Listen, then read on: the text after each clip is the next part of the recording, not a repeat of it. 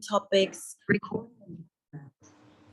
Okay, so please note this is being recorded. In the past, we've covered different topics, including importance of sleep. So that was done by Dr. Marbell. We've done preventing home accidents. So some of our pediatricians come on and they tell us about what to be aware of in our home to make sure our children don't end up in any unfortunate accidents. We've also done bedwetting, asthma, and how to deal with it. And today's topic is more on the psychology side. It's on anxiety and mental health in children. And so today is going to be led by myself. I'm also Dr. Marbell. I'm Dr. Marbell Pierre.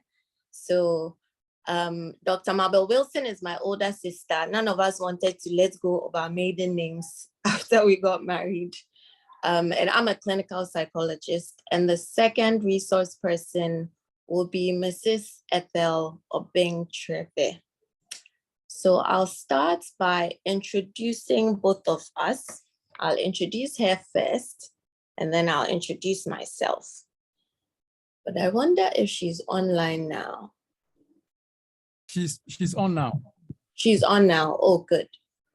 Okay. Hi, Ethel. Maybe she's still getting her act together.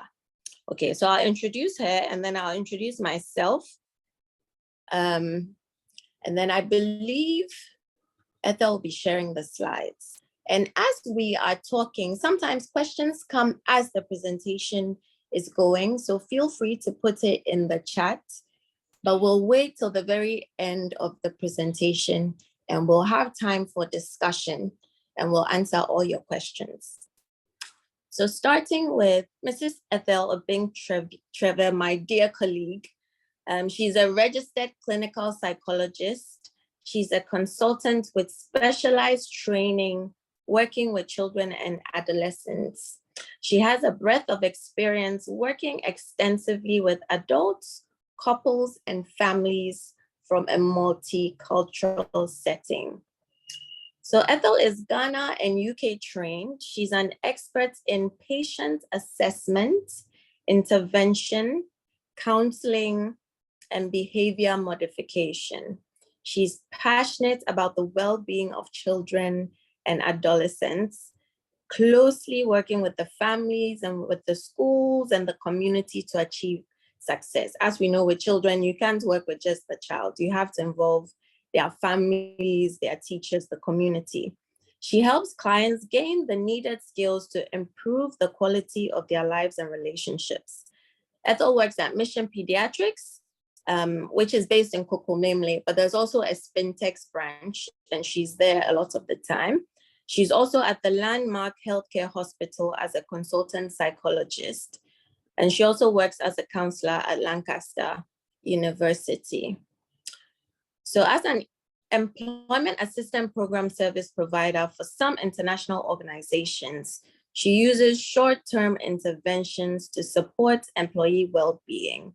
And she's currently also a researcher. I don't know how she's doing all this, but she's also a researcher interested in suicide among the youth and gatekeepership, sexual abuse, and spirituality/religion on mental health. And on top of everything, she also has a radio show. She's a radio show host on Star FM, a Family Central. So that's it on Ethel. Welcome, Ethel. And then I'll go ahead and introduce myself. So I am Dr. Marbell Pierre. I'm a child psychologist by training. I'm head of guidance and counseling at Ghana International School, but I also do private practice at Mission Pediatrics, which is a family business.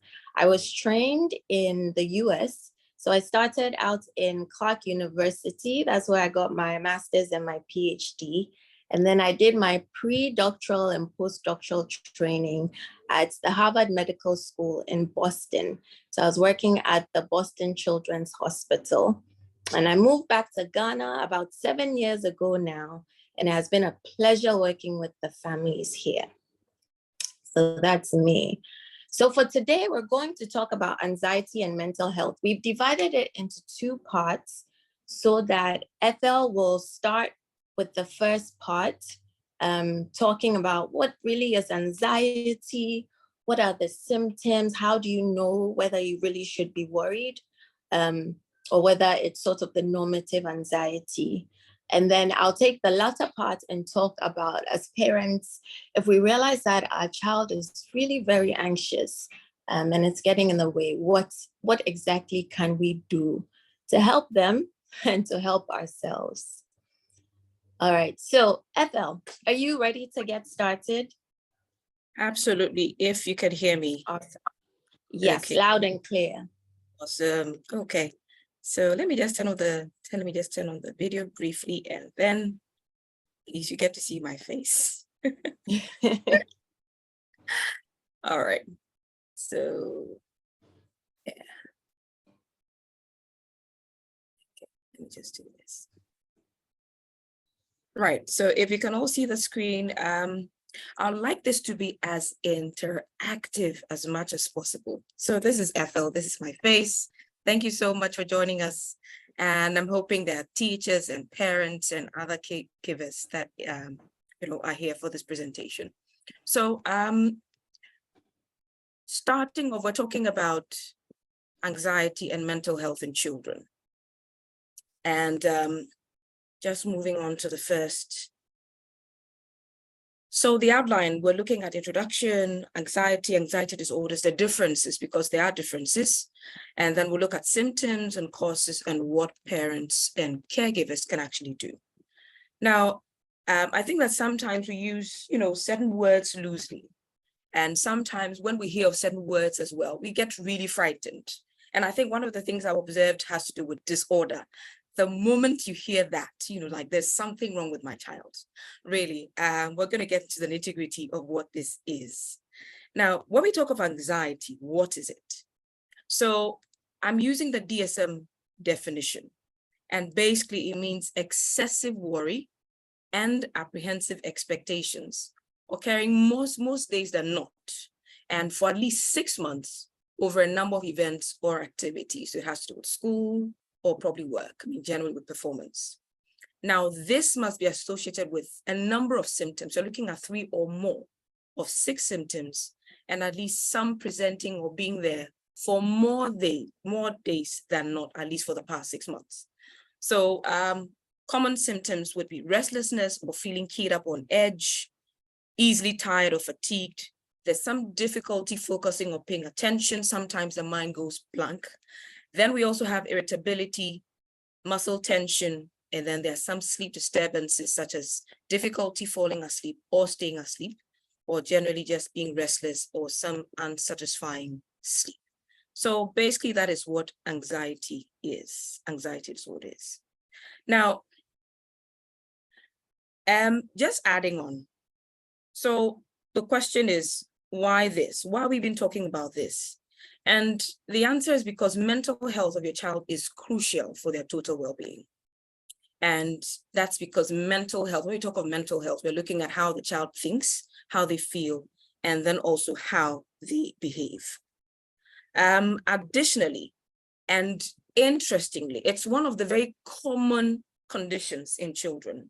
We have depression, and one of the others definitely would have to talk about would be anxiety. And so it means that it may present as fear or worry, but it may also present in some children as irritability or even anger. So when it comes to studies and what's been found, unfortunately, we don't have a lot of information when it comes to here, but generally what is available, what we know globally is that the last 5 years, we found an increase in anxiety disorders in children between 3 and 17 years. So that would mean that we're looking at maybe 5.8 million that have already been diagnosed with anxiety between 2016 and 2019. And that is huge. 5.8 million is a huge number. And so it means that it's something we should be talking about. And so if you're here, I would say, pay attention. If you have any questions, don't hesitate. You can actually put them in the chat box. We'll answer accordingly. And when we also have the opportunity to ask questions, you can also do that. And anxiety in itself is not a bad thing, because it's something that can actually get you to do things. So it can motivate you. It can even help you to avoid danger. At the same time as well, it's something that can actually, push you to get certain things done, like, writing a test or maybe preparing for an exam. So some anxiety is good, but then it can also become bad. So that is what we're going to be looking at. And so the difference, anxiety versus anxiety disorder. Now, there's a difference. When we say anxiety, and then we have anxiety disorder, I mean, the difference would be, anxiety is something that will be occasional. So occasionally we'll worry about things, we'll worry about, whether or not we have friends who like us, we'll be very self-conscious in social doing. I'm sure we all get to experience that as well. Sometimes, when we have to do some presentations, we're sweating and all that. So you have a student in the classroom that is being called out maybe to read. They also get anxious a bit because they're thinking of all the slips. I'm going to make a mistake. Sometimes it can actually even impact our sleeping patterns and all of that. But it is very short periods. After that event or after that situation, things get better. You get back to, being yourself. But when it becomes a disorder, then it means that it's been very consistent. Whatever these feelings are, they've moved from just being situational to longer periods, or within a certain period, getting those feelings or those symptoms longer than should be, or than normal. And so there's some constant chronic worry and then some disturbing feelings. And then definitely avoidance of situations for fear of being humiliated or probably getting yourself embarrassed. Then you have some repeated panic attacks or maybe some anticipation of something happening. And so you have some frequent panic attacks. Then not sleeping well, and that can go on for a very long time, or most days than not. And then also performing some repetitive actions as a way of probably more like a way of getting, or more like just looking for the right word. So sometimes we engage in some things as a way of avoidance, avoiding or probably trying to protect ourselves, or maybe trying to find ways to calm or deal with the situation. And so we can have those behaviors as a result of how we're feeling. So at this point, I'm actually going to get us to be a bit interactive. I'm going to present 3 scenarios, and I'm going to ask you to imagine, as a parent or maybe as a teacher, you see a student or probably a child who needs to carry a toy from home, and they need to keep it by themselves almost all the time. So when they're going to school, they have to take it along. They have to see it in a corner. They can't do without it. Let's say even during PE lessons, this toy has to be kept very close. Additionally, this child makes an effort to get sent home. So they're actually going to do something that would get them to be sent home, or they're maybe going to complain that I have this tummy ache, I have a headache, I'm not feeling too well. You check, there's no temperature, everything seems okay. And then you'll be wondering what is going on. Now, for you as a teacher, or maybe even as a parent, I want to see, by hands, how many will think something is going on with that child? Or just assume maybe the child is probably just making up excuses. You could just, put that in the chat box. I'd like to see how many. Or you just would shrug it off. That's a usual. Some of these children, that's how they are, constantly making up all sorts of stories and all that. May I see how many would do that? Okay. So I see one Vivian. Any other? You can actually put it up.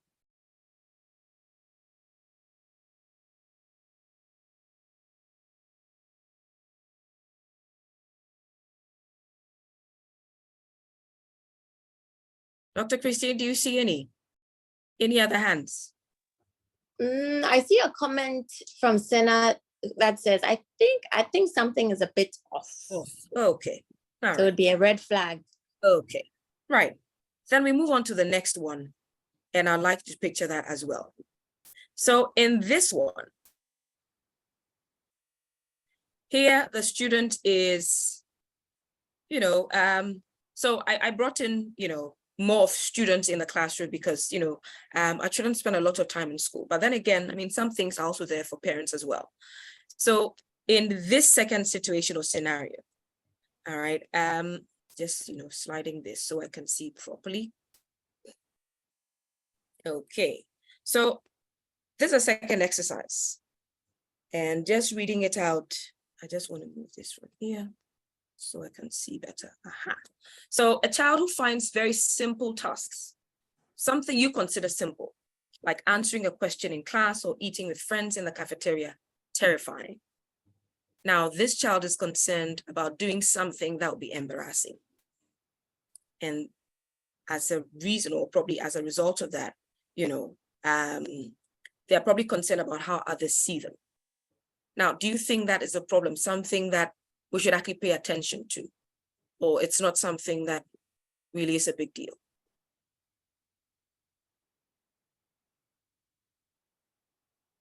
Okay, Vivian has raised hand as well. Thank you. I have two. And Della says there's a problem. There's a problem. Okay. Now, we have the third one. So the third one is, just moving on to the next one. Yes.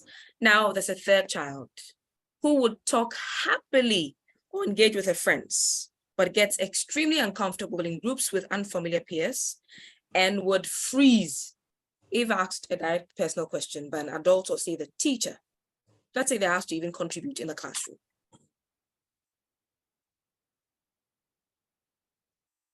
Now, in all three scenarios, sometimes we don't make much of certain situations. The assumption is that, children are like that, or wait it out, it's one of those things. Because sometimes a parent might have seen it or noticed it, and maybe would engage with a teacher, but the child would say, some children are like that. They would outgrow it, they should be okay. But let's see whether or not this is something that should actually be, we should wait it out or actually do something about it. Now, when it comes to anxiety, some are glaring, some are very clear. You can actually tell that definitely something is going. But then also in some situations, they're very subtle. So some anxieties are displayed in very subtle ways. So you can have some who might display concern over what other children or other friends or peers think about them. And so for some of them, what they do is they actually make up for that by using silly voices. They act funny just to, mask their anxiety or even seek approval from their peers. Some would even constantly be asking permission to use the washroom because they want to avoid maybe learning because there's something that is happening in the class that is triggering or creating some anxiety for that child. Then sometimes some of the children also would sneak little things into the class. They could actually bring a little toy, maybe something from home. It could be just something small. And the reason why they're doing that is because it gives them an opportunity to distract themselves. So it serves as a distraction from the feeling. All right. So they can also get busy with their hands during lesson time because maybe they find something that is creating some stressful, feelings for them. It could even be a teacher that is actually evoking that. I'm sure that, if we're to ask, everybody to maybe cast their minds back to when you're much younger, there were certain teachers that if you realize you have a lesson with them, it kind of brings something, some feeling, some emotion. And that's because, well, sometimes there's certain people that just do that. So when it comes to anxiety, we have the very subtle signs as well, and they are not that easy to identify or notice. So moving on. Now, in every anxiety-provoking situation, there are a number of things that are happening. There's a physiological component, a cognitive aspect, there's an emotional aspect, and then the behavioral aspect as well. So for the physiological, you're looking at heart rate, muscle tension, they're sweating, blushing, maybe some dizziness, sometimes in some children, there's nausea, or probably even some stomachache. Then the cognitive aspect has to do with their thoughts, what's going on in their mind. So a lot of what ifs. They're worried about, the physiological symptoms. Why am I feeling this? How come I'm sweating so much? They're worried about, because probably understand or probably haven't made a connection between what is happening, that stress that is actually triggering that emotion, and then what it is that's also going on with them. Then we have the emotional aspect as well. So there's some fear, there's dread, there's panic, there's frustration in some children, there's anger, there's disappointment, and of course, there's some sadness. And then there's also a behavioral, that's their action. So the emotion has to do with how they feel, and then the behavioral part has to do with their behavior, the action, what you get to see. So there's some reduced performance due to anxiety, there's the avoidance behavior, there are others as well, probably keeping to themselves, not willing to engage and all of that. So this is something that you definitely would see, the physiological, the cognitive, emotional, and the behavioral aspects in all anxiety situations. So we're now going to look at the very common anxiety disorders that you'd find in children and adolescents. So the first would be the separation anxiety disorder. Now here we're looking at extreme distress when the child is separated from loved ones or from significant others. So we're looking at parents, maybe their nanny, because they're used to the people that probably, you would see or probably would find them in environments for a very long time. Now, at some point in time for young children, this is very normal. So having some separation anxiety is very normal for children, at least till about 3 years. And when they're 3 or probably over 3, children with that may become, very agitated at just the thought of being away from their parents, and maybe complain of some sickness. Now, the symptoms would be refusal to go to school. So this child may have an unreasonable fear of school and will do anything to stay home. Then we have the reluctance to sleep. So it may also make some children insomniacs. That's because of maybe the fear of being alone, or maybe due to nightmares about separation. Then it can also present as a physical sickness like a headache or stomach pain. Now, at the time of separation or even before, some children may complain about feeling sick. I'm not too well, my head is aching me, I've got a tummy ache. They'll tell you that. Then you find them very clingy, clinging on to caregivers. So they may shadow everywhere the caregiver will go, or maybe the significant other will go, they're following them. So they'll follow them around the house, they will cling to their arm or probably hold on to their leg like this child. If you attempt, to step, when they realize that maybe you are leaving. And then there's a fear that maybe something terrible is going to happen to the loved one. So the most common fear is this worry. Something bad is going to happen to that parent when the child leaves. So for example, the child may constantly worry about the parent becoming sick or even getting hurt. There's also a worry that maybe some unpredicted event, for instance, will lead to permanent separation. So your child will fear that maybe once separated from you, something bad is going to happen to maintain the separation. They won't see you again. So they may think that maybe you're going to be kidnapped or probably going to get lost. So all of these may present in a child who has, or some may present in a child who has separation anxiety disorder. Then we have another common one, which is selective mutism. Now, there's a difference between selective mutism and mutism. So usually at the start of preschool or probably at the age of 3, selective mutism, we're expecting, or you probably would find this usually in children around, the start of preschool. And the difference between mutism and selective mutism is that children or individuals with mutism, they never speak. But with selective mutism, just as the word, goes, it means that they are comfortable only in certain situations. So they're very selective in where maybe, or they are mute in some select settings. So the child will not be able to speak in certain situations. They can speak when they're at home. They're very bubbly all over the place. Once they're with significant others or probably with loved ones, they function, they do everything as is. But let's say when they go to school, they're very quiet. They don't say a word. Sometimes they may say just a few words. But then behavioral signs of a child who has selective mutism. So you realize that they can't speak or respond with speech to people outside the immediate family. And that can include grandparents, carers, teachers, and even classmates. At times as well, they won't speak in places where others might even see or hear them speaking. They would even look away when they think others are looking at them or speaking to them. Then sometimes you find them lowering their voice or whispering. So they can use just a few words or look at you when they speak to other people. They also can find it very hard to join in or play with other children or even make friends. And sometimes they avoid doing things where they are the main, point of attention, or they are the focus of attention. For example, when it comes to maybe taking pictures or giving maybe something to a teacher or playing sports in front of other people. So these are some of the behavioral signs that you'd find. Then there are physical signs as well. So they would freeze.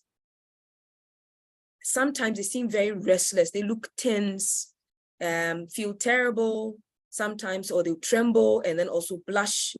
Or they say that they have a racing heart, that's their heartbeat is, really beating really fast. They will talk of the clammy hands, maybe sweating a bit, or probably even have a sick stomach. So sometimes these are some of the physical symptoms. If your child is older, the good thing is that your child will be able to express how they're feeling. They might tell you when they have these symptoms or why they even feel anxious. But for very young children, you might see some of these behaviors without them necessarily communicating how they're feeling to you. So children and teens with social mutism, for example, might seem extremely shy or even withdrawn. And they avoid eye contact or remain motionless, expressionless. Sometimes they have these awkward mannerisms. They have very stiff posture or even their body language. So before school or maybe some social outings or events, you find that they will complain of headaches, stomach aches, any reason or any excuse to stay home. They would actually make it up. Or even sometimes they would actually vomit or even have a runny tummy, that's diarrhea, as a result of the fact that they know that maybe they're about stepping out into a certain environment they're uncomfortable with. So that is evoking some anxiety or some feelings or some anxiety feelings. Then we have the next, which has to do with phobia. I'm sure we all do have some phobia of some sort. The very common ones you'd find would be the ones that are in nature. So natural environments, so we have tornadoes, you can have fear of heights, fear of water, fear of fire. Then we can have the blood and injection type. We have needles, medical procedures. We have phobias like that. And we have the situational types where maybe flying on an airplane, maybe in closed spaces, for example. These are situations that can actually result in some anxiety for some children. And then we have the types that do not necessarily fit any of these four categories, but the main four are these that have been mentioned. So we have specific situations. So these are specific situations that trigger or result in some fear for children.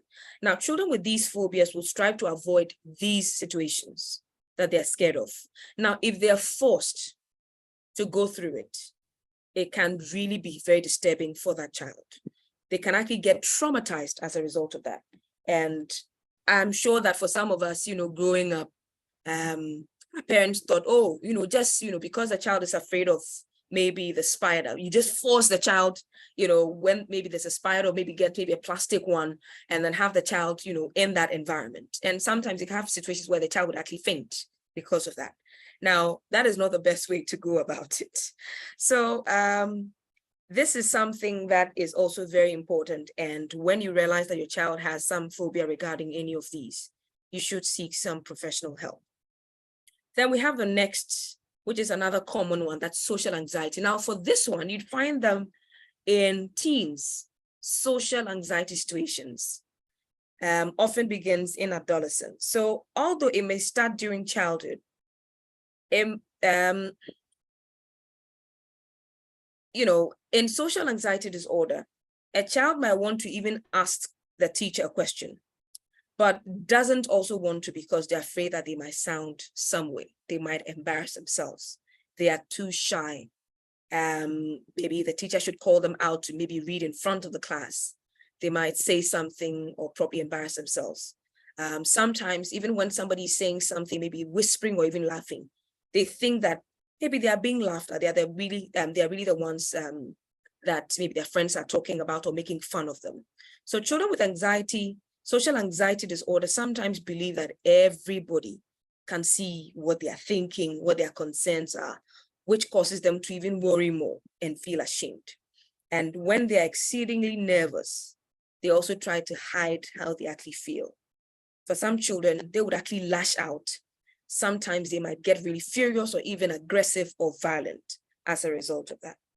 Now, children with social anxiety disorder, sometimes we call it, being on stage. So there's a constant feeling of being on stage, like you're performing, all right? So it means it can lead to a great deal of self-consciousness, some distress, and then the avoidance behavior.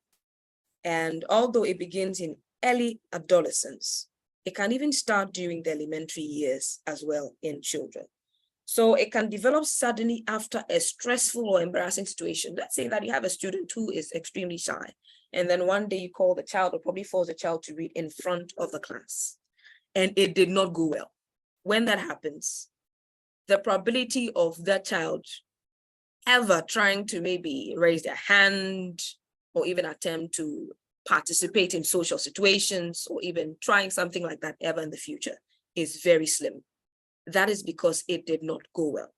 So when it comes to social anxiety situations as well, I think that it's important we're a bit patient with our children or with our students, and also find ways to support, which Dr. Pierre would actually get into. Then the next one is panic disorder. So panic disorder starts during adolescence, but it can also start during childhood, and sometimes it runs in families. Now with this one, what are the symptoms? So you can have intense fearfulness. So a sense that something terrible is going to happen. Then there's a racing or pounding heart. There's dizziness or lightheadedness. There's shortness of breath or the feeling of being smothered. Then there's trembling or shaking that experience. There's a sense of unreality. Then there's a fear of dying or losing even control or even losing your mind. So when it comes to panic disorders, I mean, these would happen suddenly and then just as quickly might also disappear. But they are sudden and frequent bouts of severe episodes of fear and extreme discomfort. Then we have generalized anxiety disorder. So just as a word goes, generalized anxiety. So it has to do with general. So it means a child will worry excessively about several things. So it could be their grades, their performance. It could be family problems. It could be the academic. It could be even extracurricular activities, even relationship with their friends as well. So it could be a number of things happening at the same time. So here there are many things that the child finds really hard to control, and is often extremely critical of themselves, and they strive for perfection. Usually they also continually seek acceptance or comfort from others. And general anxiety disorder usually does not occur until the puberty stage. And you find that more in boys than in girls than in boys. So you find that very common in females than in males. And the worries seem to float from one problem to the other. So it's not just one thing. There's a floating of the fear, the performance. Hey, what if I don't do well in the exam? What if my friends don't like me? What if they say this? What if they make fun of me? So there are different things at the same time. So when it comes to doing well at school and sports, they may have the feeling that they need to perform perfectly or otherwise feel they're not doing well. Then there's a safety of themselves or their family. So sometimes they may feel some intense fear of some natural calamities such as earthquakes, tornadoes, or even home break-ins. Then there's another symptom where there's illness in themselves or even their family members. So they may also worry excessively over minor illnesses that they have, or be very fearful of even developing new ones. So it's not even there. They can actually anticipate, another illness when there is even nothing at all. So some other symptoms would include fatigue, there's irritability, then there's some problem falling or even staying asleep because they're worrying. So they're thinking about it, and that will not make them rest or relax or even sleep. Or, they get to wake up and their mind is plagued with all sorts of thoughts about the what ifs. There's some restlessness when they're awake, they're not eating enough or maybe overeating, so they're overindulging. Then there are outbursts of anger, a pattern of being disobedient, hostile, or even defiant as well. So these are some of the things you would find when it comes to GAD, that's generalized anxiety disorder, in our children. Then we have agoraphobia. So with this one, so there's intense dread of being stuck in circumstances or locations where there's no easy way to escape and there's no help as well. Usually you'd find that in adolescents. So using a bus, being in open or confined spaces, and also being surrounded by people or in a line. Now, children who experience these, specific list of anxious symptoms may frequently and intensely would experience that more than their friends. So it doesn't mean that others don't go through or don't experience similar, but the difference is with the intensity and the frequency. And so they are likely to experience significant disruption in their lives. And this can affect them so much that they even stop participating in a number of childhood experiences. And that is really sad. So one can be maybe attending school. Another can be maybe joining in social situations, athletics, or even recreational activities. Then when it comes to meeting age expected demands like sleeping through the night, doing their homework, or even making friends. All of these are, negative experiences and can be debilitating for our children. So that is it also with agoraphobia. So these are some of the very common anxiety disorders in children. There are 11 generally, but these are the ones that you find in our children and adolescents. And at this point, we'll move on. I think Dr. Pierre will take over from me. Thank you. Thank you so much, Ethel. So we'll move on swiftly to, okay, so what can we do? If we realize that our child, or if we are educators, a child in our classroom seems to be experiencing anxiety, what are some of the things we can do? And we can tackle this from all angles. There are things as lay people we can do. I'll give us a sense also of if you took them to therapy. For instance, if you brought them to Mission Pediatrics, what a child psychologist would do with them.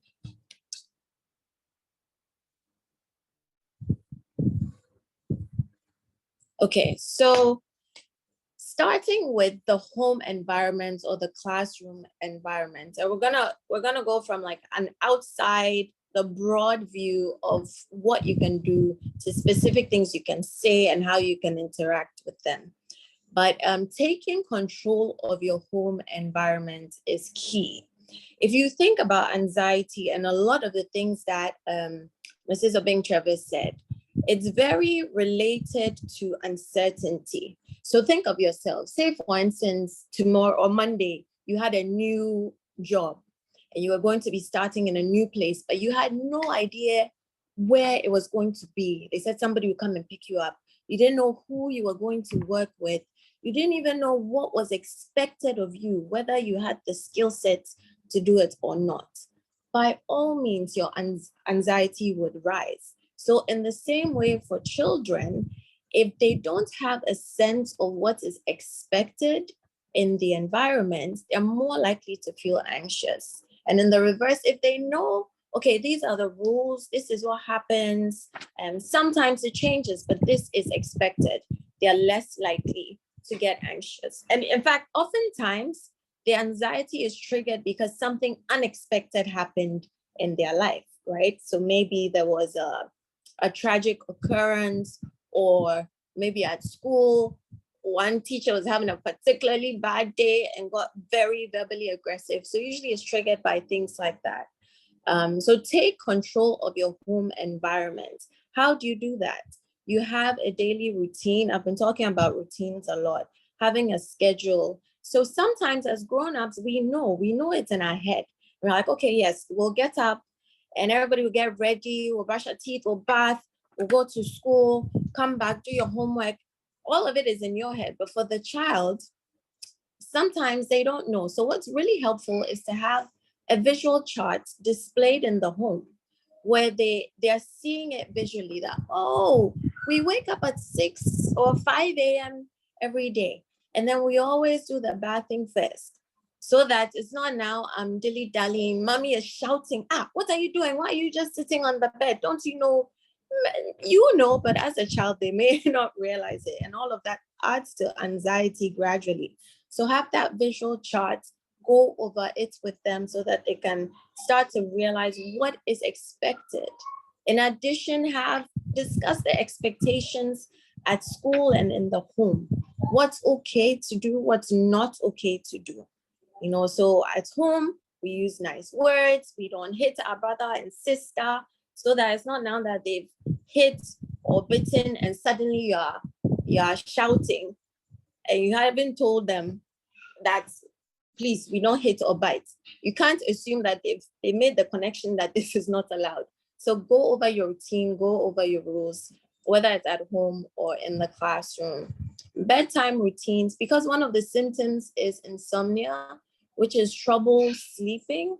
A bedtime routine can be so helpful for children who have trouble sleeping. So we're talking, you start about an hour before their bedtime.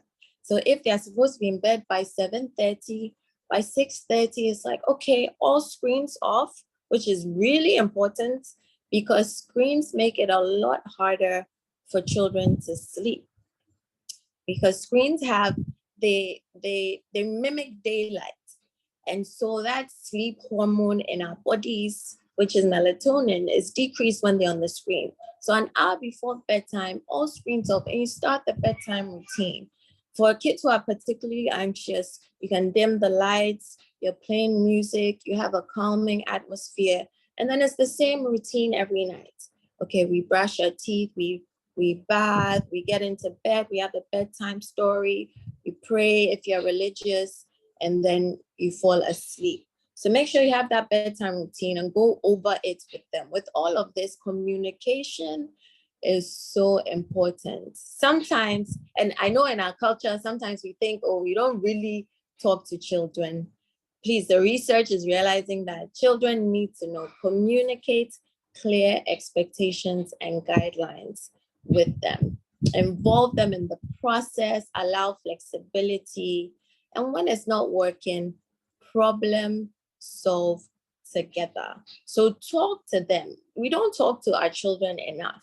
Sometimes we'll shout at them, then we'll go and talk to our partner or our sister or a friend. I don't understand what's going on.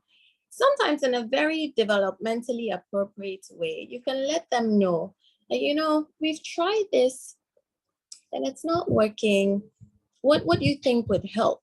And have that conversation. It gives them that sense of control, which in anxiety, a lot of times they feel like they have no control, which is exacerbating, it's making their anxiety worse.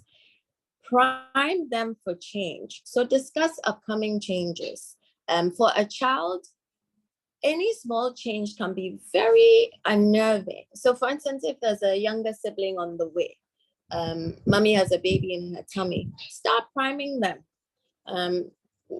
Maybe it's taboo to talk too much about it, but with the to-be oldest sibling, it's a good idea to let them know, and then to encourage them that you're going to be a helpful big sister, a helpful big brother, and get them excited about it.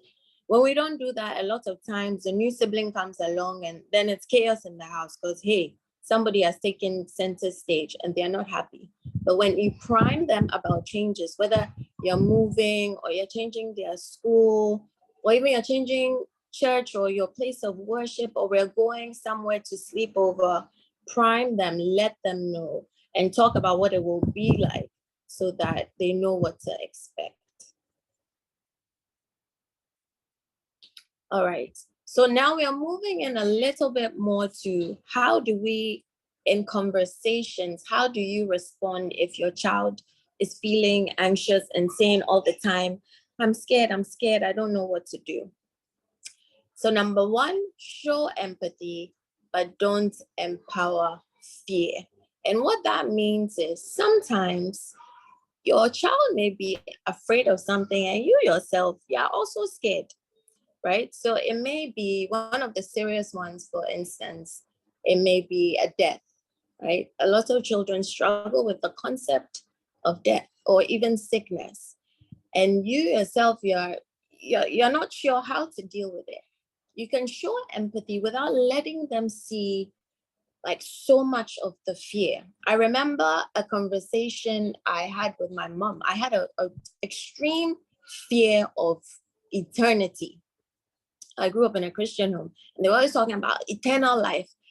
And I remember I was 6 or 7, I thought, this eternal life doesn't sound, I mean, it's forever, forever, and never ends.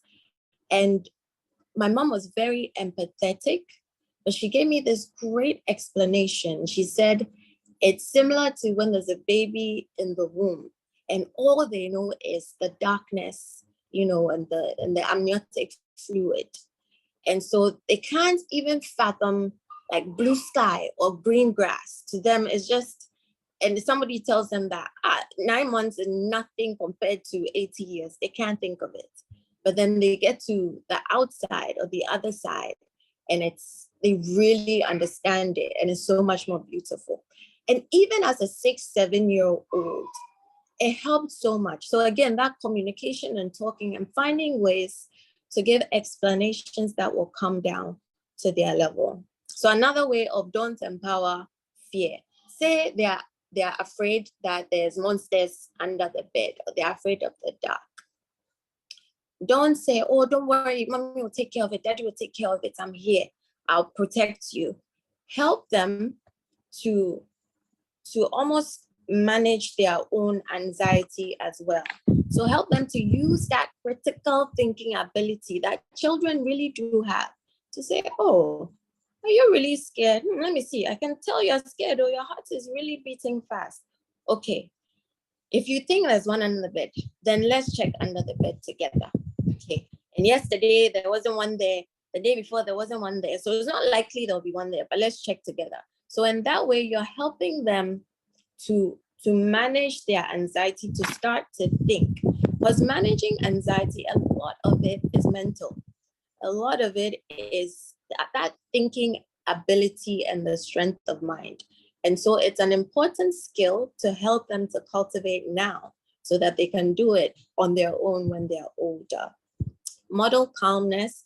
Make sure you always maintain a calm attitude. And remember, sometimes with anxiety, it may come across as defiance or restlessness, and it can get you aggravated. So it's important to remain calm. It doesn't always come across as afraid in children.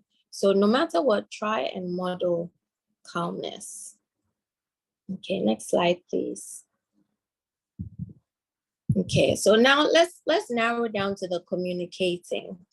Ask questions, listen, and empathize. So one of the key things for children is understanding that what they are feeling is anxiety or worry.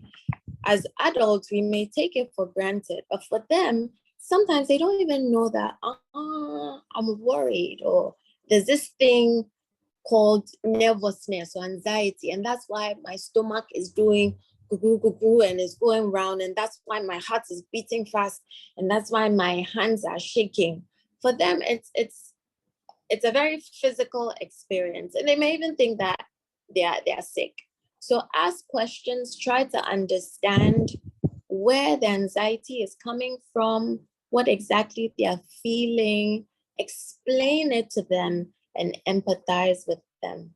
And then this is one of the things that therapists would do that parents can do as well. You teach them the emotional mind versus the wise mind. So the emotional mind is sort of the feelings mind, right? It's the amygdala, it's the parts of the brain that's very quick to respond emotionally. Somebody does something to you and it shouts. You can have a very quick anxious reaction, but then you can also tap into the logical or wise mind that can analyze the situation and think about facts and say, is this realistic or not? Are they shouting because, they come to kill me, or are they shouting because they're angry and they're annoyed with me? So teach them about the emotional mind versus wise mind, which means that you'll go through different scenarios, especially the ones that they tend to be scared about. And you discuss, okay, so what would the emotional mind do, right? So if, for instance, every time you get to school. Say they have anxiety around going to school. So the emotional mind will say, don't go to school. It's too scary. Something really, really bad can happen. And then the wise mind would say, well, but school is good for me. And I do have some friends at school. And yes, there's some scary things there, but there are also some nice things there. So teach them to recognize that and separate it and start to choose to focus in on the wise mind. Challenge catastrophic thinking together. So some children, catastrophic thinking is when you go from the reality of the situation to the worst case scenario that could possibly happen. So say they forgot to do their homework. It's like, oh my goodness, I'm going to fail.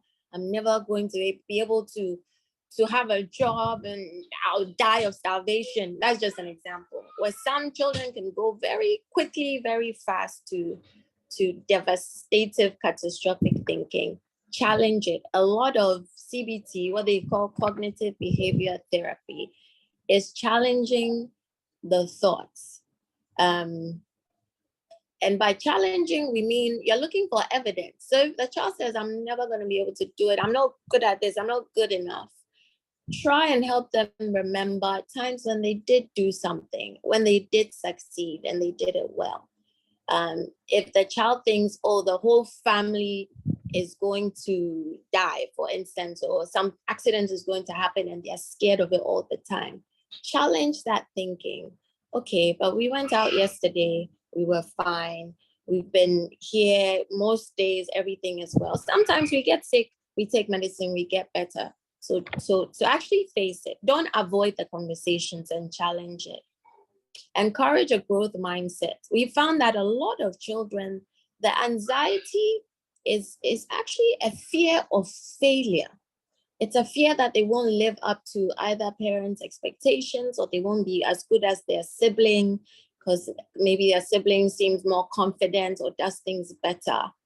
And sometimes to deal with this, instead of letting them be who they are, you'll say, oh, I mean, I know you are so smart and you're so clever and you're going to be even better. And it's so well-meaning, right? We're trying to encourage them. But what we're doing is we're increasing the pressure. And what we should focus more on is the process, not the outcome. Not you're going to be so much better in future, but more you're hardworking. You know, when you have work in front of you, you focus on it and do it. Sometimes you will make mistakes. Daddy made mistakes, mommy made mistakes. It's part of life. When we make mistakes, we learn. So encourage that mindset of, you know what, we take it one day at a time. We work hard at things, and that's how we grow. And failing is great because it teaches us to be better. And so let's be careful, parents, that, and we're not saying, oh, fail, I want you to fail. But we're saying when you do fail, so long as you can learn from it, that's okay. And problem solve with them. So if they make a mistake on stage, what would they do? So all the different scenarios they have of what would happen that they're scared of, just think through, role play, talk it out with them. Next slide, please. Okay, so coming now to relaxation strategies, there is what they call diaphragmatic breathing. And so the background to this is that we have sort of two aspects of our nervous system. There's the sympathetic nervous system, which kicks in when we get really, really anxious. So this nervous system thinks, hey, my body or my person is scared because there's danger. So I have to help them have more energy. The blood has to pump more. They need more oxygen. They need adrenaline so that they have energy to fight or run away. And what we feel then is that anxiety. Your heart is beating faster. Your stomach is running because your digestive system has shut down. And breathing, diaphragmatic breathing, is a way that scientists have found can kind of trick or click your brain into realizing that there is no actual real danger, And so you can relax. Your heart can slow down its pace, and the adrenaline and all the hormones that make us feel stressed can lower, and we can feel better.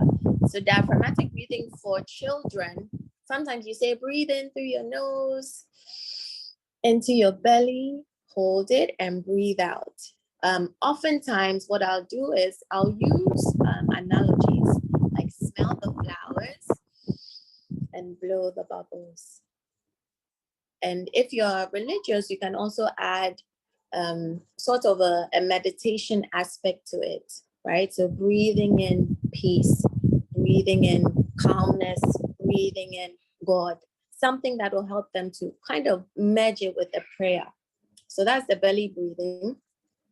And it's usually very helpful to do this at night. So I always say with belly breathing practice, don't wait till they're actually having a panic attack and say, okay, let me teach you.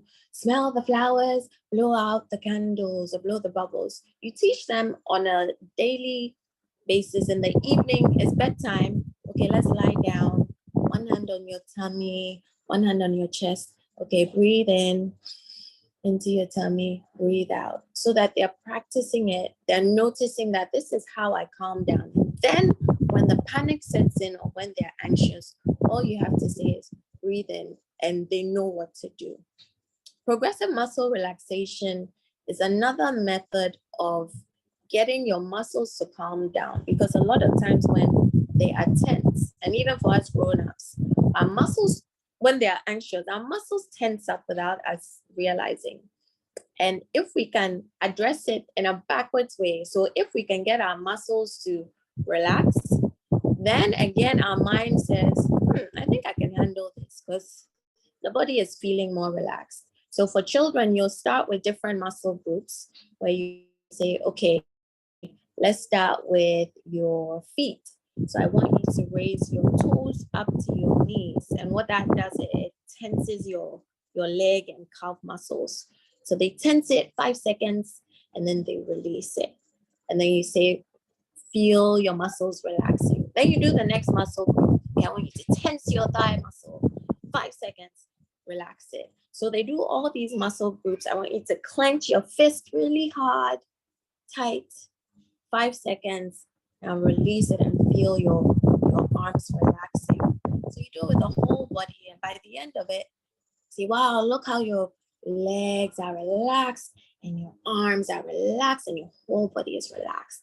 And it's also a good way to distract them. Now, mindfulness exercises are ways in which we can focus on the present moment, especially for children who are always thinking, what if, what if, what if? You're focusing just on the now. So 5, 4, 3, 2, 1 is an example where you say, show me 5 things that you can see around you, right? So they're looking around the room, whether it's a bedroom, the living room. So 5 blue things. And then they are looking, it's distracting them. They're focusing on the present. Now show me 4 things that you can touch or feel. So, okay, I can feel my clothes, I can feel the fan. And then 3 things that you can hear. And now they have to like almost still their body and their mind to hear what's around them, like the humming of the fridge, the AC, the cars outside.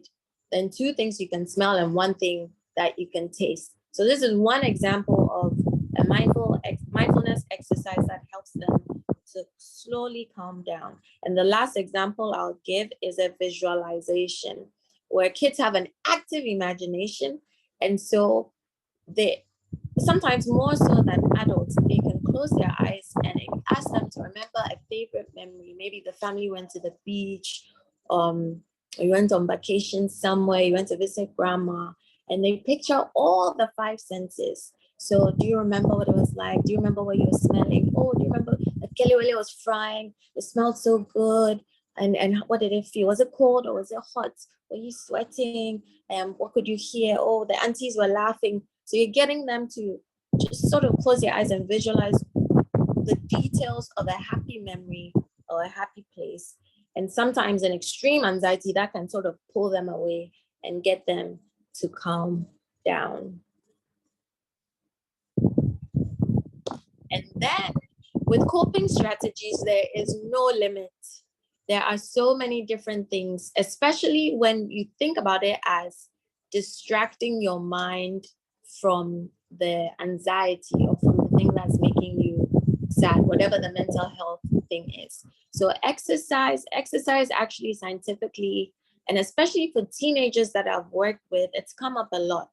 For young boys, sometimes exercise really, really helps, so that they'll go running around the compound or they'll gym. And some of the girls also really appreciate this. They'll go skipping, and that the act of exercising increases endorphins and has been proven to boost your mood.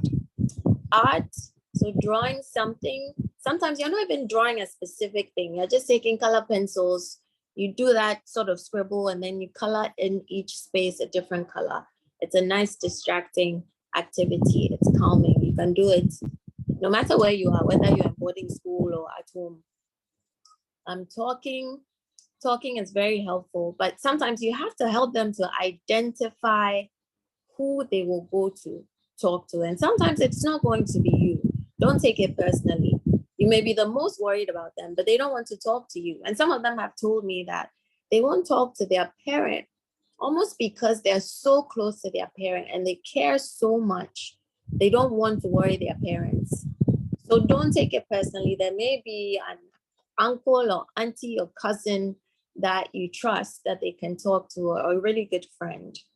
Gratitude, sometimes just thinking about, you know what, life is unpredictable, but what am I grateful for? And you list 3 things every evening that you're grateful for, can help them to develop a mindset that focuses more on the positive than the negative. So these are some of the other coping strategies that you can help them brainstorm and use on a daily basis. I think that's my last slide. Is there one more? Okay, so the last slide, I'll make this the last slide, is what a professional would do. Normally, we would use cognitive behavior therapy or behavioral therapy.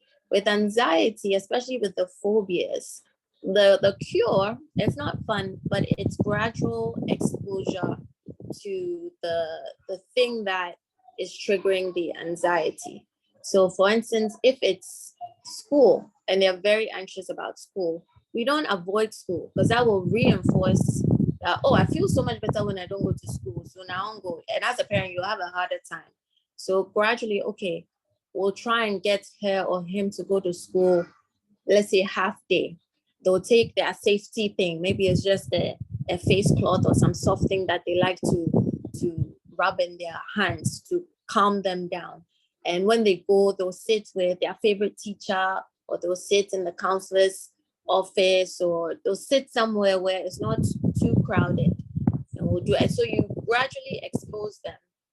And the mind realizes that, oh, I survived. You know, even though I was very afraid, I survived it. And then it's able to cope. With cognitive behavior therapy, as I discussed earlier, you focus on challenging the negative thoughts, coming up with replacements. So a common one is, I'm not good enough, right? And so you think, okay, well, can we think of something that is different from I'm not good enough? Because we know that you've made it this far. So maybe I'm kind of good at talking to people. I'm kind of good at math. So you just sort of give them replacements for all the negative automatic thoughts that will come all the time. We teach them to recognize their triggers so that they know themselves. They'll recognize when they're starting to get anxious, so that again, it's all predictable. And then they use the coping strategies that we come up with together. Medication has helped. We don't always go into medication. And because we work with young children, we're very careful about it. But there are children, especially with compulsions or severe anxiety, where it's been amazing because it's given them that boost to then use the behavior and cognitive strategies to deal with the anxiety. So that's what we do at Mission Pediatrics. So I think that's it for our presentation. I'll skip this part. I'll let you read it, but because of time, I think, Ethel, if it's okay with you, we'll open it up for discussions, All because I'm right. sure people have their, their questions and specific situations they may want to learn about. Okay. All right. Okay. So it's now time for questions. We've said a lot. We've talked for a long time. Thank you so much for making time on your Saturday. But now is the time. If you have any questions about the struggles that children go through with anxiety, or maybe even adults, because in a sense, it's the same body and the same mind. We go through very similar things. Please feel free to either raise up your hand or type it in the chat. And then Ethel and I will do our best to answer questions.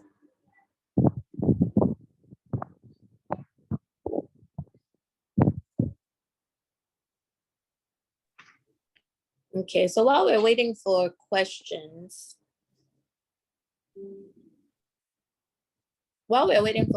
I'll just add on to this last slide that, Hello? Hi, Ethel. I think somebody has raised their hand. I see one. Oh, please go ahead. Yeah, I don't think hello. I can see the hand. Okay. Okay, so I'll let Okay. you handle that. Hello, Okay. please go ahead. You can actually ask your question. Yeah, so I'm Judith, and Okay. my son always feels that he has a competition in the class. And so I think his competitor is a female. When results are out, he feels that he should bypass the girl who's in class 5. And so how do you go about with this with him? Because I normally do the CBT with him, but I feel, I don't know. It's not really. Ethel, do you want to start or should I? You go ahead. I'll add to what you say. I have a quick question. Is it affecting him negatively in any way? Because that's one of the key things, right? He may be sort of a very competitive child and intense, but is it such that it's putting him in a bad mood for a prolonged period, or he's getting stomach aches from it, or he's starting to fight with the girl in class? Yes. So last session, their last term exams, I think the girl placed first and he placed second, and he had to struggle to where the girl was. So after the examination, he fell sick. Oh. So I had to recover him again, and they've started school again. They just this Friday they had a math class. The girl was able to beat him, and he has started already. Yeah. Okay. So I think a conversation with him about priorities is definitely important, because if he's actually falling sick, can gently point out that, look, we are all intelligent in different ways. I always tell my clients that sense of direction, I don't have it. I used to get lost going to my own house, but give me a book, I will read it very quickly for you. So even though they are competing in class, there will be some things that he's better at than her. And the truth is that there will be some things that it comes more naturally to her. So help him understand, one, that intelligence, him being first or second, doesn't necessarily mean that she's more intelligent, right? But more conversation about why is it so important to him. If there's teasing or bullying at school, maybe we need to investigate if people tease him if he's not first or second. Let's look into that as well. And then an alternative, if he's just naturally competitive, maybe try and get him to compete with himself.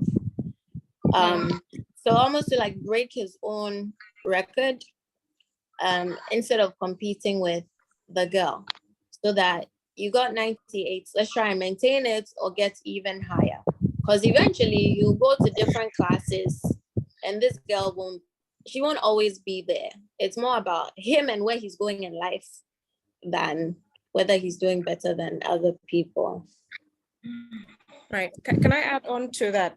So, I Yes, mean, please. healthy competition is good, but where it's becoming negative or unhealthy, it also would mean that you also would have to ask yourself what is happening at home. At times, you know, some anxiety is actually triggered by of caregivers and parents. So they pick up from, you know, the responses from parents, what they are saying, and all of that as well. So it's like a transferred kind of anxiety. Maybe that has gone on for a while. Sometimes certain comments are passed. It could even be from school or probably from even siblings. Wondering, so how did she do? So the assumption is that, you know, every time it's between her and the girl. And so does it mean that, you know, anytime he brings it, we're asking him, what about her? What did she get? So if something like that has already gone on for a while, there is that expectation. So sometimes you also have to be mindful of how we are responding or reacting to the wins, and you know, aside what Dr. Pierre meant, you should also be considering that as well. What are you telling him? What are you saying as well? Thank you. Okay, well, I think it's coming from the school, because the teacher will be like, you don't need a female to bypass you academically. Yes. Okay. I'm a counseling psychologist and a play therapist as well. So Okay. Okay.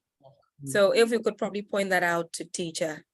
The assumption is that maybe he or she's not doing it to just them, but probably, you know, and I don't think sometimes they don't even know what they're doing. So if you could point it out nicely that they stop, I think that would also help. Thank you. You're welcome. I see a couple of hands up. So I see one, Atta. So please, you can unmute yourself and then ask your question. Okay. Good evening. Kevin. Evening. Okay. I think earlier on I had a little network challenge. Thank you so much for this program. I think I was actually referred to by one Dr. Atta Akuno also. That was on Thursday when I had to go and see her. She's not a pediatrician. And my question is actually in three phases, because I'm a teacher, and then also both professionally as a teacher, and then also as a Sunday school teacher. And so I encounter children with I would say some mental challenges. The first situation is one child who I wouldn't say is a child now, is more or less like an adult, let's say above the age 20. But I realized that his self-esteem is very, very low. And academically too, his mind is low. But then I when I go to his house, I realize that sometimes he lacks that sense of motivation, especially from his mother, because it's like every time the mother, you know, there are some issues relating to, you know, conflict in marriage. So the father has moved out and all of that. So that is one thing that is affecting the mother. And as a result, it's like there's always anger, there's always negativity towards the gentleman. You know, mentally, I think he's a little challenge in terms of academic, you know, performance and all of that. But then I want to know whether in terms of his self-esteem, in terms of coming out of that cell, what can be done? Because he's always in his room. He hardly comes out. Just this Easter Monday, we went out, and then I was even encouraging him to do one game. And anytime you ask him to do something, he always gives you an excuse not to do it. Sometimes until he's pushed or he sees somebody else doing it before he'll give it a try. So I wanted to know how we can help that gentleman. Then there's a second situation of another gentleman who also, I don't know whether it's autism, but I don't think it's autism. But the second gentleman is also in senior high school, and he also mentally might be challenged and academically is very low. And even in his communication, if you ask him his name, it will take some time before he responds what his name is. But then currently, when I met him, it's like it's becoming more and more, the situation is worsening. And to the extent that now, if he's going out of his room, he would cover his face. You know, if he's going to take something from the fridge, he will cover his face. And if he's going out to go and buy something, he will cover his face with a cloth or with a shirt, his entire face, and just a small portion of where he can see through. When he goes out of the gate, he will remove the shirt, go and buy whatever he has to buy. When he comes back, he will cover his face with the shirt again. So his mother was just, so feeling so bad, doesn't know, because they are the people who are staying with you. The mother is also a teacher trying to reach out, but it's just getting out of hand. I spoke with him, and the information he gave me, I was able to get closer to him, speak to him. He was saying that his mother is not his friend. His sisters, one of his sisters is not his friend. The other sister is a friend. He's a twin, so his twin brother is a friend. And so I also want to see how best we can help this gentleman out. But he can stay in his room the whole time, like the whole day, just in his room. And I mean, glued to his phone, watch football and all of that. But now it looks like the situation is getting out of hand. And then finally, this, I don't know if it might not be under the topic for discussion now, but maybe since you are pediatricians, you might help. Is acid reflux, is it persistent acid reflux where a child eats, let's say a child who's 3 years eats and then consistently, maybe in an hour, maybe like 3 or 4 times in an hour? That's almost like every 20 minutes. The food gets back into his mouth, and then it will take some time before he swallows it back. Initially it was happening just once a while, but it's becoming more and more consistent. And when we went to the pediatrician, he was diagnosed with ADHD, because he's very hyper. After eating, he will roll, he will jump, and all of that. I know that could be one of the causes. But sometimes when he's even sitting just quietly, when he belches, it just comes back into his mouth. Is it a symptom of ADHD? Because when I researched, I didn't see any mention of acid reflux, but the pediatrician would think that is all linked to ADHD.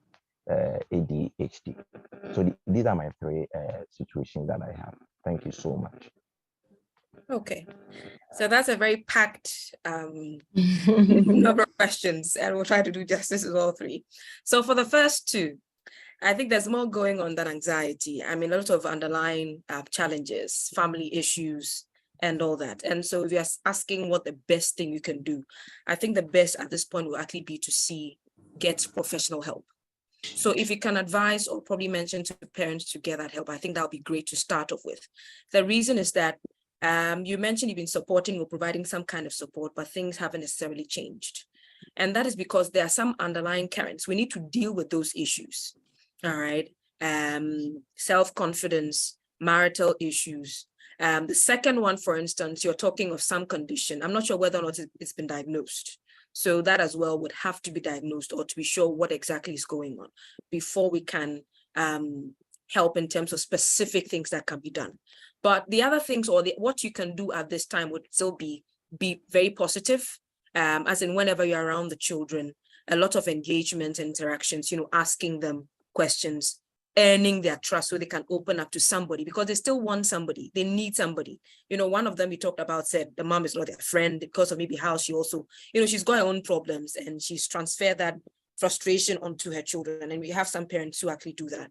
And so if you're there and can provide that kind of support and that comfort, provide that safe space, I think that that'll be a good thing.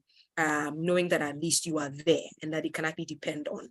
But for the second scenario, I think it would be good to still get the help. In fact, for both, you should get the help of a professional so we can actually deal with, because parents would need some education as well, and and also be taught how they can actually manage or get through to their children and build, a good relationship moving forward. Now for the third, we'll leave that to the pediatricians. But well, when it comes to ADHD and what you're talking about, there are two different things. So I don't know whether there's, maybe she mentioned ADHD, but at the same time, there's this other medical condition as well.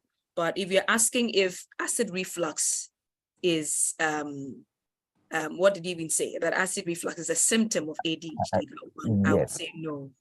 Okay, so I would say no to that. It's not a symptom, but I'm sure probably there are two different things, and I don't know how it was communicated, unless I'm also wrong. Dr. Kristine, over to you.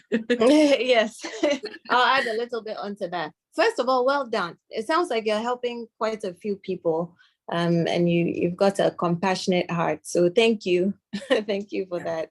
For the first case, I would say that if he can find what he's good at, because it sounds like he has low self-esteem, and in conversations with him, these days we focus a lot on school, but there are many young people who maybe they're good with their hands, or they're good with coloring or painting or something that maybe he's not realizing because the school doesn't offer that.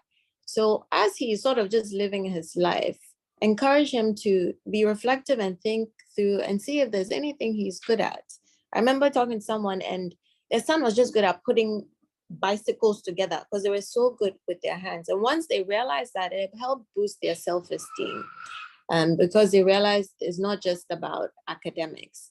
And then again, for his age, peers are really important. So sometimes if, and you may be limited, but if he can find one friend, right? So maybe he's not getting along with people at school, but helping to facilitate a friendship can help. Then with the second one, the one who's fighting with the family and covering his face, it looks like a conversation, a family conversation may need to be had, and that could go either way.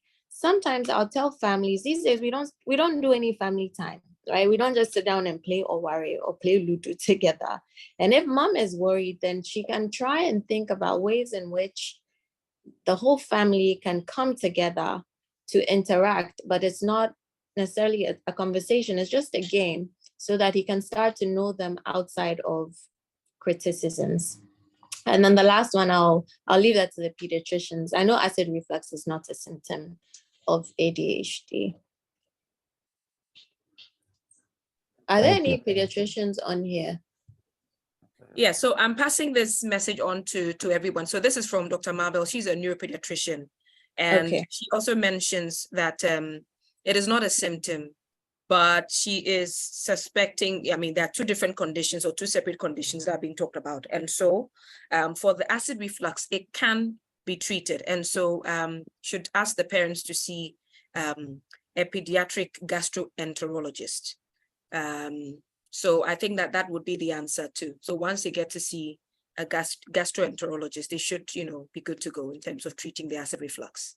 And then for the ADHD, I think, I don't know whether or not, the child was assessed, but if the child was assessed, can you find out if they really got maybe specifically which, because we have different types of ADHD as well. So which one it is and whether or not the child is getting help. If not, you can also encourage them to see a psychologist. So you can come to Mission Pediatrics. We have a number of psychologists, Dr. Pierre, myself, and some others who can help in terms of supporting or providing immediate interventions for the child. Thank you. Okay, thank you. I thought we have a few. Okay, are you seeing hands? I see another hand. That's from Sydney. Okay. Okay, so after Sydney, there are 3 questions in the chat. Okay. I also see Russell. So maybe Sydney, if you can hear, please unmute yourself and ask your question.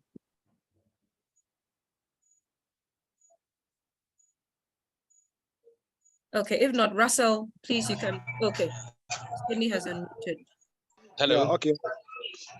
Right, so Sydney first. So Sydney, please ask your question. Okay, thank you very much, Doc. My name is Sydney. I have a daughter who usually complains. Hello. Please go ahead. We're Yes. listening.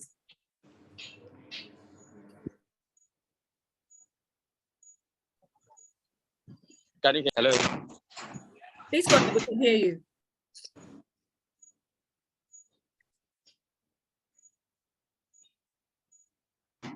Hello.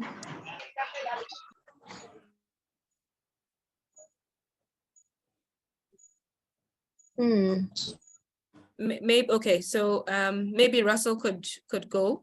So Russell, please, you can unmute and ask a question. Yeah, okay. Thank you very much, Eto. Good evening, everyone. That's a very nice program. But I have 3 questions in series. The first one, David, a child who performs very well when it comes to class exercise, homework, or family assignment.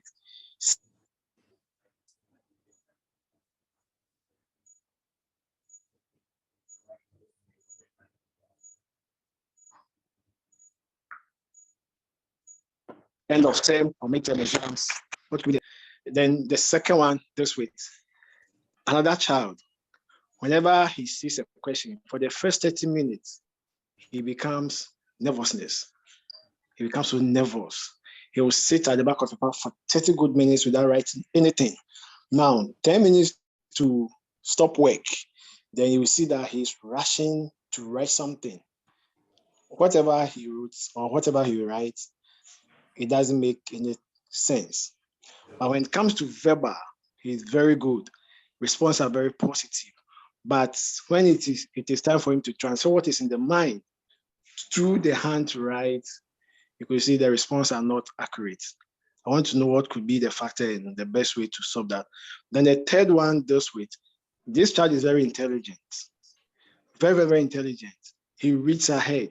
But whenever you ask question, for her to respond the question within 1 or 2 minutes, it takes 30 minutes. She'll keep repeating things over and over. You could see she's on the path, but until she lands, she will never allow you to interrupt. What could be that problem? And most of the time, this same child thinks of revenge and other aspects. What could be the problem and what the best way as parents or our educators around we can do to, mitigate these situations? Thank you very much. Thank you. Ethel, Yes. maybe I'll start and then you add on. Okay, Or all right. you want to All go right. first? Oh, you can. Please go ahead. Okay, so with the first, thank you for your question. The first one, it sounds like exam anxiety. It dropped off a bit, but I think you were saying that they are okay with the test, right? But when it comes to end of term exam, then they seem to have a problem. So if that's the case, it's probably exam anxiety, where because the stakes are higher with exams, and we make quite a big deal about it, they've almost over-psyched themselves, over-excited themselves. So I have 4 suggestions for that student. One is the breathing exercises I talked about. It's something that you can do in the classroom to calm their body down, that they can, once they learn how to do it, they can do it even in the exam setting, because it's possible, and I don't know, it's possible that they are even having a panic attack. And sometimes what happens is your mind goes blank. You're thinking, hey, what if I fail? I can't think straight. And so learning to calm your body down by taking in the deep breath helps. The second thing I'll say is when they're studying, they should try and practice, even if it's past exam questions, they should try and pretend that they are in the exam so that their mind can start to get used to the exam setting. So if, I don't know if the school allows, but if they can go and sit in the classroom and do like some trial questions and pretend it's an exam, but it's not really an exam. That way, they are almost like they're exposing themselves to that exam setting a little bit. And then even if they're just studying at home, they should mentally picture like, okay, the invigilator has arrived. They put the time, start time, stop time.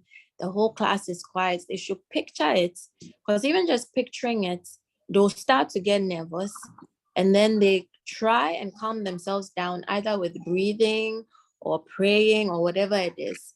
Because the more they expose their mind to it, the more their mind will get used to it. And then my fourth suggestion for that person is rough paper. So, can you hear me? Yeah. Yeah, so rough paper, where you take blank piece of paper if it's allowed, and you're writing the gibberish that will come from the jumbled, anxious mind. Because the action of starting, sometimes the hardest thing is to just start. And once you start, you warm up. Like the student who you said will wait till the very end. So if they can start the roughness, make all the mistakes on rough paper, it may help them to warm up. But it does sound like they have an anxiety issue that needs to be addressed. Then with the second point, there are some people who their oral, for instance, if they did a cognitive assessment admission, you realize that their oral expression is way higher than their written expression. And sometimes that's a result of dyslexia or dysgraphia. So dyslexia is when they have a specific learning disorder with regard to reading, but that can also affect writing because it affects your spelling. And so they can say everything, they can present, but when they are writing, their mind has difficulty processing the word. They can say the word, but how you put the word on paper, how you spell it, how the phonics comes together to make a word is very difficult for that brain. And it's just a specific learning disorder.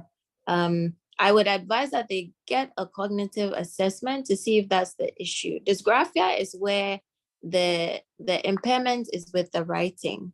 So they know what they want to write, but they are not able to sort of to put it on paper and outline it properly. Again, because of dysfunction of the brain. So with that second student, I advise an assessment for them. They can get their admission. And then with the third one, the one who they have to finish what they're saying, it sounds like a compulsion. So it sounds like they will feel very high levels of anxiety if they are not able to complete what they have in their mind. Compulsions are very complex situations. What you can have them do as a teacher is advise them to write their answer first, right? So, and I advise this for students who just get nervous talking in class, because the idea of raising my hand and saying it, they get so nervous. I say, just write it in your jotter or on a piece of paper. Then you raise your hand up and then you just read it, because you've done the thinking already. Now you're just sending the information and just read it. So that would be one idea for the students with the verbal compulsion. Right. So can I add on a bit to Definitely. Yes. So quite a number of questions, but basically if you have a child who is for example, panicking in a situation, I think that even before you get to write an exam, because you know the history, I think that you need to teach them certain things. So if you remember earlier on, while we're having the presentation, Dr. Pierre mentioned something about making sure that, as much as possible, you prepare for, so it's like anticipation for an event, so that when it comes, it becomes norms, like, because you've practiced over and over again.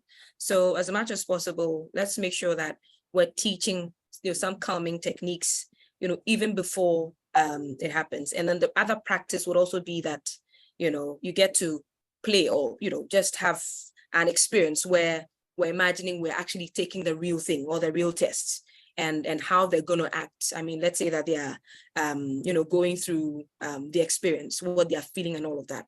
So it's much more like a coaching, and, as they're imagining or probably picturing, you also get them to feel or make them feel calm, or as they're going through, the negative experiences or the feelings or the emotions, you actually would make them feel calm about it and let them know that it is normal. Now, I want to just stress on this, that it's important we also normalize some of these, You know, anxiety is normal and there's nothing wrong with it. We all do have these experiences. Even I do.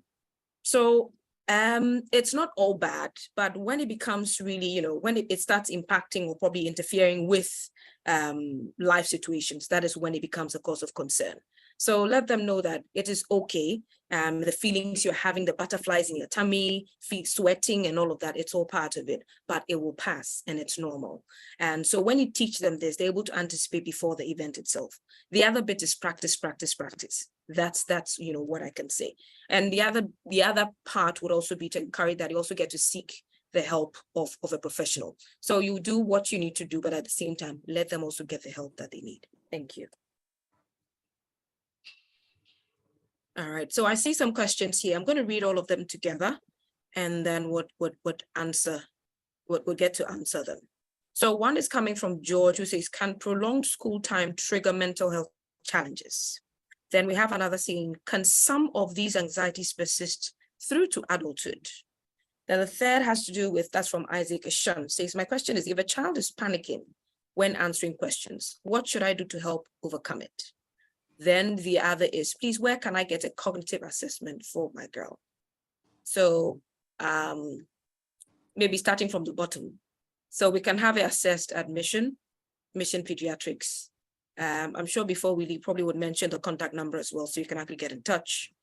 Isaac Ishun's question, that is, if your child is panicking when answering questions, what should I do to help a child overcome? I think I've already answered that question when it comes to panic or maybe panic attacks.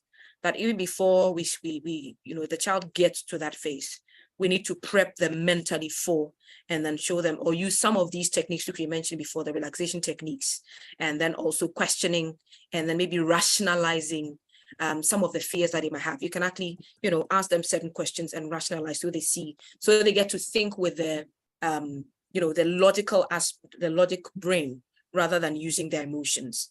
Then the other is, can some of these anxieties persist through to adulthood? Absolutely. Absolutely. So when the child or the individual does not get the help that they need, they actually would, you know, be adults, but still have these anxieties. And some of these anxieties, I mean, they would persist all the way through and through. And probably, you know, add on other things as well. So most of the time, whenever you see anxiety, you might also see depression. So over time, when the child or the individual does not get the help that they need, they might have depression and some other, you know, conditions in addition to the anxiety. Then the last one I'll leave to Dr. Pierre. I think I've answered most of them. So the last is, can some of these, okay, so can prolonged school time trigger mental health challenges? Definitely.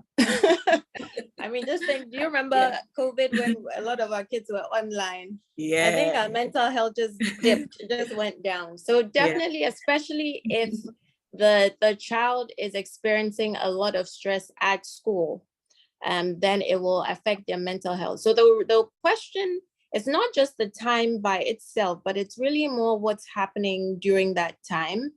Because in school there's break times, there's a lot of social interaction at school that is, it sort of provides a natural way of coping and refreshing and rejuvenating.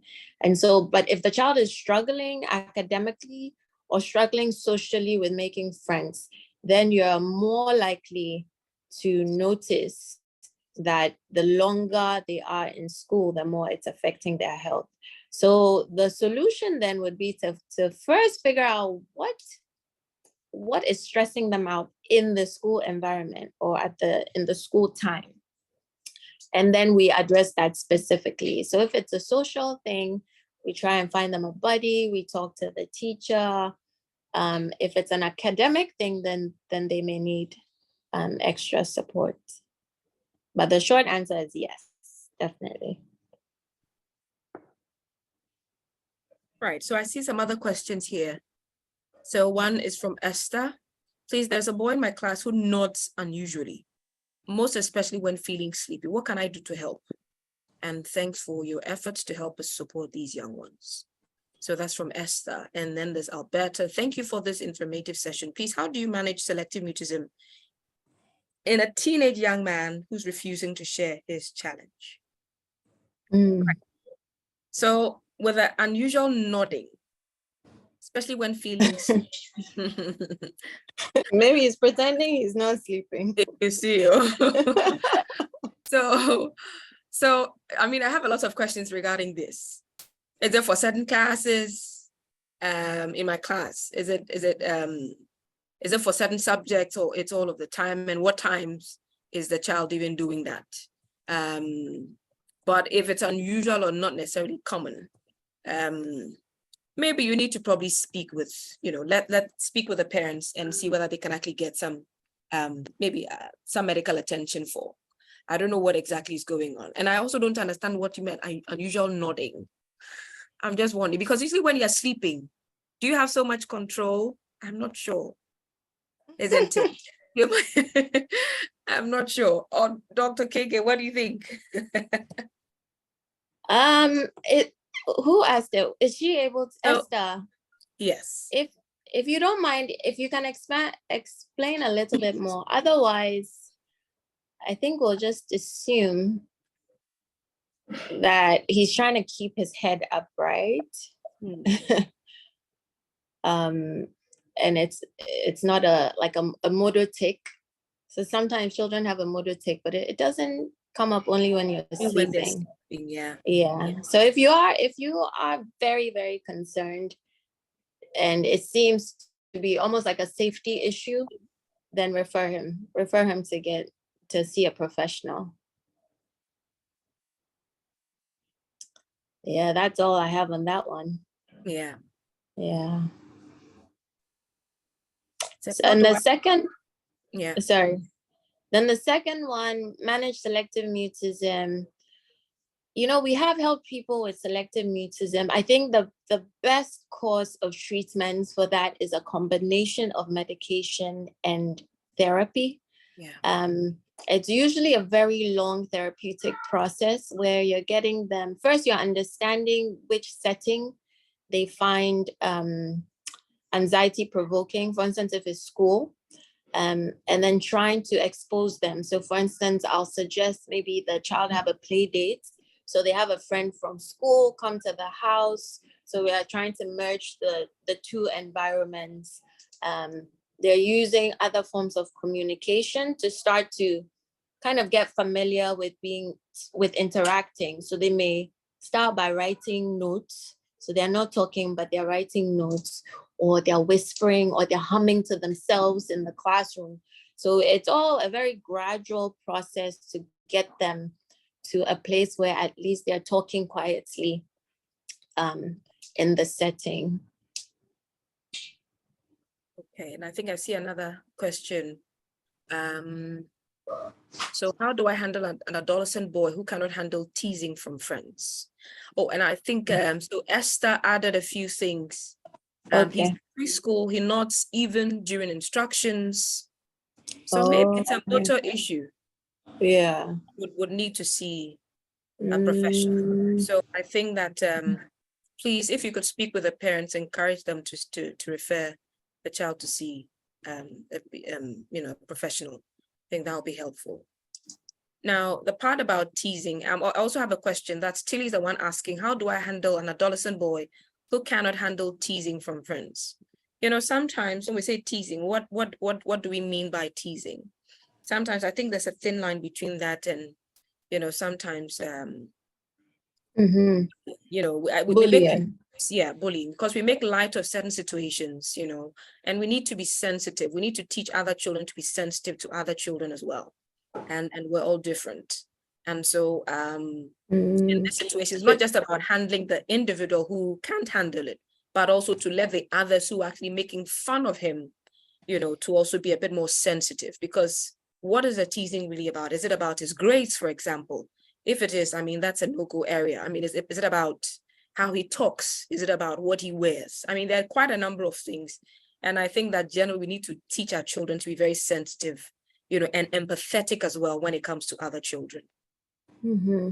Yeah. Just to add on to that, for boys, I usually use this analogy of a robot, right? Where you have a robot and you can push the buttons and make the robots do something. And in many ways, when people are teasing or bullying, they are pushing your buttons. They are saying, hey, this boy, I know him. As soon as I say something about his mother, he will start and getting angry. Then we will laugh at him. So I try and help them sort of see it from that angle and explain to him that he has the power to almost like take the fun away from the friends by how he responds. But like Ethel said, it should be looked at closely, because a lot of times the teasing is bullying, and it's not okay. I have a direct question here. I think the person wants to remain anonymous. Ethel, can I go ahead? Yes, please. It may be the last one. I think we're out of time. Yeah. Says, how do I solve excessive anxiety during public speaking, especially to an unfamiliar audience? So this is anxiety in adulthood. And I think a lot of people struggle with it. We all have it to some extent, especially when you're talking to an audience or you're on stage. So first, it's important to realize that it's normal. To solve it, it's the practice, the visualizing, standing in front of the audience. So you stand in front of your mirror, you're picturing them, your heart is beating. You have something that you'll do. You take that deep breath, or you'll squeeze your fist and relax it. Some people, I'm sure a lot of you have heard of, picture the people in their underwear or wearing silly clothes, something to distract your mind. What helps a lot of people is if they can picture the audience as human beings, we're all just people. Sometimes when we come together in a crowd, it feels overwhelming, but every individual in that crowd is just a human being with their own problems, and they're there to listen to you because they want to learn more. So if we can zoom in on, I guess, the humanity of the audience, sometimes it makes them less threatening to us. Yeah. I think you've said it all. And just adding on to that, whilst you're practicing, I think you've talked about the visualization, you've talked about the relaxation techniques. Sometimes as well, if you have a few people in there that you're quite close to and they know of it, they can also be in certain areas so that you get to avoid looking at, the ones that maybe might, just get your anxiety going up the roof. I mean, there are people that when you look at, you just would have your heart beating more than it should, because your boss is the type that is, very much into picking everything that you say. So if you have a few good friends in there, strategically, in certain places, you can look at them, and then they can also be a source of, safety in that moment, so that can also be one of the things you can also do. Yeah. Okay. Yeah. So I think it's a good place to wrap up. A lot of you have asked about contacting us to get more help. We put it in the chat. It's Mission Pediatrics. The number is 024-724-1447. Mission Pediatrics is also on Facebook. We're on Instagram as well. Both Ethel and I are on Instagram. So feel free to follow, get in touch, and please seek professional help if it seems to be beyond what you're able to deal with by yourself. Thank you everyone for making the time. As always, it's been such a pleasure. Next month, we'll have the next parent roundtable, and we will share similar to the same platforms. We'll share the topic and the resource person for May. All right, bye everybody. Thank you, Ethel. Bye, and thank you so much. Have a good evening. All right, bye.